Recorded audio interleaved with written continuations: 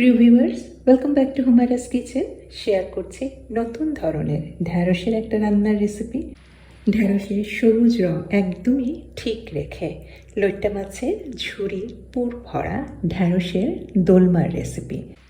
একদমই নতুন ধরনের এই রেসিপিটা আশা করছি আপনাদের সবারই ভালো লাগবে। রান্নাটা শুরু করার আগে ঢ্যাঁড়সগুলি আমি প্রিপেয়ার করে নিচ্ছি। এখানে প্রায় 10-12টার মতো ঢ্যাঁড়স আছে। আমি একটা বাটিতে পানি নিয়ে পানির মধ্যে 2 টেবিল চামচের মতো লবণ দিয়ে এই লবণাক্ত পানিতেই ঢ্যাঁড়সগুলি খুব কচলিয়ে ভালো করে ধুয়ে নিচ্ছি। ঢ্যাঁড়সের ভেতরের বিচিগুলি সব ফেলে দিয়ে ভেতরে আমি লইট্টা মাছের ঝুরির পুরটা ভরব। ভেতরের বিচিগুলি ফেলে দেওয়া কিন্তু বা বার করা কিন্তু খুবই সহজ। ঢ্যাঁড়সের 2 দিকে মুখে এবং পেছনে কেটে নিতে হবে। তারপরে চাকুর আগা দিয়ে বিচিগুলিকে একটু ছাড়িয়ে নিয়ে তারপরে চামচ দিয়ে একটু আস্তে আস্তে চাপ দিলে আর একটু ঘুরিয়ে নিচের দিকে চাপ দিবেন, দেখবেন যে খুব সহজেই বিচিগুলি কিন্তু বার হয়ে যাচ্ছে। সমস্ত ঢ্যাঁড়সগুলি থেকেই বিচিগুলি সহজেই বার করা হয়ে গিয়েছে। এখন এর ভেতরে আমি লইট্টা মাছের ঝুরির পুরটা ভরব। আমি গতকালকে ফ্রেশ লইট্টা মাছ দিয়ে পেঁয়াজ, কাঁচামরিচ, ধনেপাতা, টমেটো, রসুন দিয়ে ঝুরি তৈরি করেছিলাম। সেটাই লেফট ওভার বা বেঁচেছে, এটাই আমি স্টাফিং হিসেবে বা পুর হিসেবে ব্যবহার করব। লইট্টা মাছের বদলে যে কোনো ধরনের শুটকির ভর্তাও কিন্তু পুর হিসেবে ব্যবহার করতে পারেন।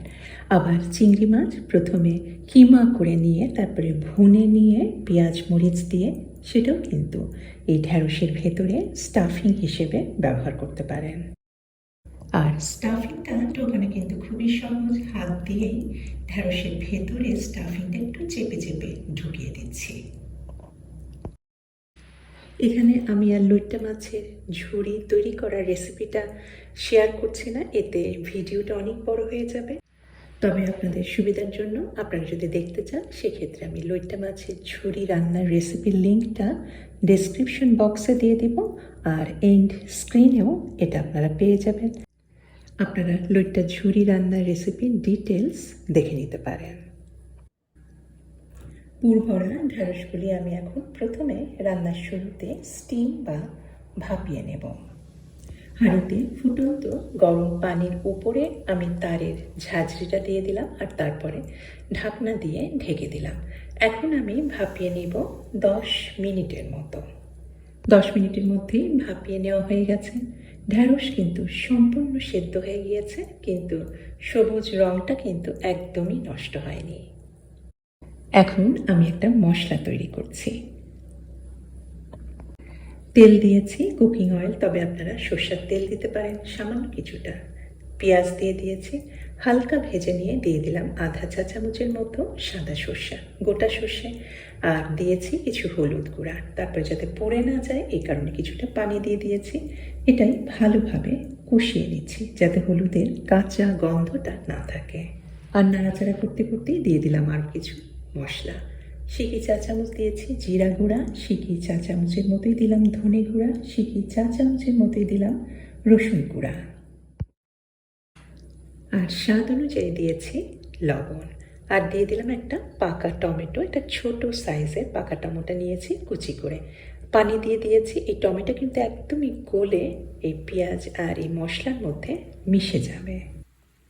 আরও কিছুক্ষণ পরে ভুনতে তেলটা একদম ছেড়ে দিয়েছে, মশলাটা একদম ভুনা হয়ে গিয়েছে। এখন এর মধ্যে দিলাম 3টা কাঁচামরিচ, আমি বিচিটা ফেলে দিয়েছি। এতে মশলার মধ্যে কাঁচামরিচের একটা সুগন্ধ হবে। আর কড়াইয়ে মশলার উপরে স্টিম করা বা ভাপিয়ে নেওয়া ঢ্যাঁড়সগুলি সব দিয়ে দিলাম।